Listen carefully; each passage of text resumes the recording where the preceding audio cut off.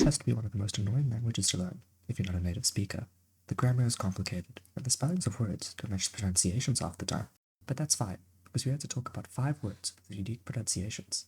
The last one is a little different though.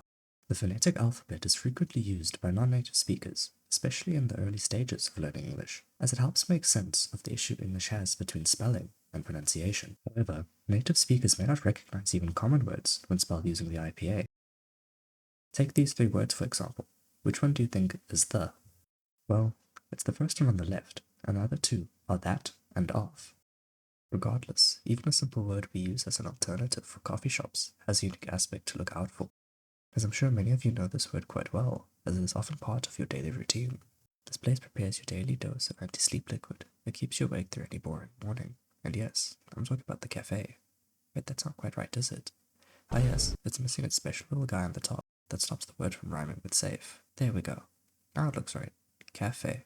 Some may call it a second home. First stop in the morning for a sweet treat and the only thing they need until lunch. English has many words like this, and let's just say they all have things in common. So let's get started. Cafe. Humble home of coffee and the occasional morning breakfast, has a rather simple history. It is stolen from French, grammar, pronunciation, and spelling. But what was oddly new for English is that they got it all right. French or English, cafe is pronounced the same, but when most people seem to get it all wrong, as in the spelling, they forget the acute accent mark. And that's where cafe becomes cave, and we don't need a word that rhymes with safe. English has another word it stole bar for bar, coming from French, its original meaning natural or innocent, later shifting to mean gullibility, or a lack of worldly experience. Naive has to be one of the most misspelled words in English. Seriously, how many people even know it has an accent mark? An annoying pronunciation to boot. Diaresis. I know, it just sounds like I threw up in my mouth. But trust me, those 2 dots, I would bring the naive sound to naive. Without it, we're going back to the caves, and rhyming with it too.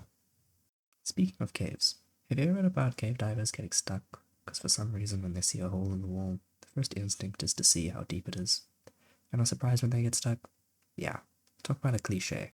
The 3rd meal of the course that French willingly provided for English. Every good meal has 3 parts, and so does this word. The protein. Being sourced from the 1820s, it was used as printer's jargon, rumored to have originated from the clicking sound in the process of dabbing.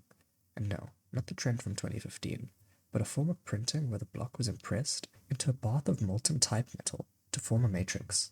The source. Ironically, its definition explains exactly what happened to its old meaning, where it was once an onomatopoeia, and gradually began being used to describe something that lost its meaning. You could say, a cliche. And finally, what brings it all together, the presentation. Without the acute accent mark, it is just some weirdly spelled click or clish, if you're weird. But yeah, without that little mark, it's just a word English didn't steal. Now I'm sure many of you have had to prepare a document to apply for a job, or haven't yet, but how many of you have checked to see what it is called? That's right, it's your resume, but this is often how you see it, without its acute accent marks, while widely recognized and typed without it. However, when used in writing, and especially in the academic variety, it is best to write resume with the accent marks.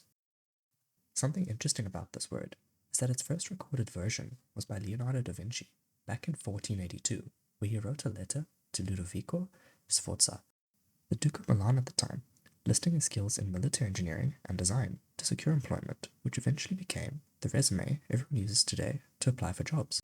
Now, what rounds up everything, the final part to our 5-part travesty. Have you ever been walking down the street and you see an ice cream truck come by and suddenly it begins raining, and you feel a strong sense that this has happened before, but you know very well it hasn't? Yeah, that's déjà vu at play, and it's more of a whole phrase than just a word that was stolen. This is an interesting one, because I personally have not seen this phrase written, and I've only heard it in movies.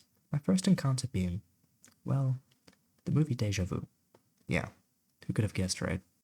But overall, it has a history in the study of philosophy in 1876, where Emil Boyrek first coined this term in his book, The Future of Psychic Sciences. However, the term likely predates him entirely, where its meaning has surprisingly remained the same over the years. While this was only a very brief and simple history and usage of accented words in the English language, many of them are rarely spelled with their accent marks anymore, especially with how it is much easier to type them without it. For example, if you own a keyboard with a numpad, hold Alt and press 0233 and release Alt. Yeah, it gives you the acute accented E that many accented words have, and it is rather a lot of work for a single letter, when many people can type upwards of 40 to 50 words per minute. But I digress. Whether your goal is to be as accurate with your English as possible, or simply learn something new and occasionally obscure about English and its words, like, comment, and subscribe for more.